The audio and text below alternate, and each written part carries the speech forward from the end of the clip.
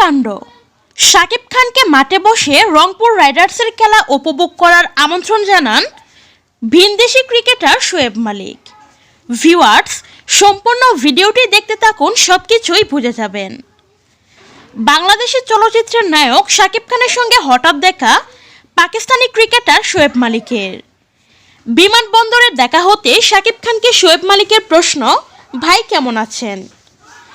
একই বিমানে শাকিব খান ও শোয়েব মালিক দুবাই হয়ে ঢাকায় ফিরলেও দুবাই বিমানবন্দর কিংবা বিমানের ভেতর দুজনের সঙ্গে কারো দেখা হয়নি।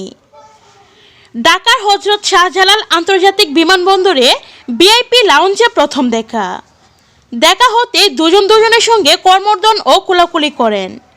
শাকিব খান বলেন, আমরা তো একই ফ্লাইটে ছিলাম। শোয়েব বলেন, তাই তো দেখছি, আমি ছিলাম বিজনেস ক্লাসে। শাকিব খান বলেন, আমার টিকিট ফার্স্ট ক্লাসে করা ছিল, তাই দেখা হলো। বিমানবন্দরের ভিআইপি লাউঞ্জে রংপুর রাইডার্সের একজন কর্মকর্তা শোয়েব মালিককে বলেন, তিনি শাকিব খান, আমাদের বাংলাদেশের নাম্বার 1 ফিল্ম সুপারস্টার। উত্তরে আমি তাকে চিনি বলেই উপস্থিত সবাইকে অবাক করে দেয় শোয়েব মালিক। তিনি বলেন, শাকিব ভাই কেমন আছেন? আপনি না ইউএসএ ছিলেন?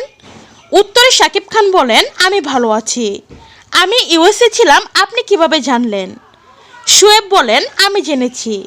শোয়েবের এমন উত্তরে দুজনেই বেশ মজা পান, হাসতে থাকেন। অনেকক্ষণ কথা বলার পর অবশেষে দুজনের কাছ থেকে বিদায় নেওয়ার আগে এটাও জানিয়ে গেলেন, পরিচয় হয়ে ভালো লাগলো। শাকিব খানকে মাঠে বসে রংপুর রাইডার্সের খেলা উপভোগ করার আমন্ত্রণ দিয়ে যান শোয়েব মালিক।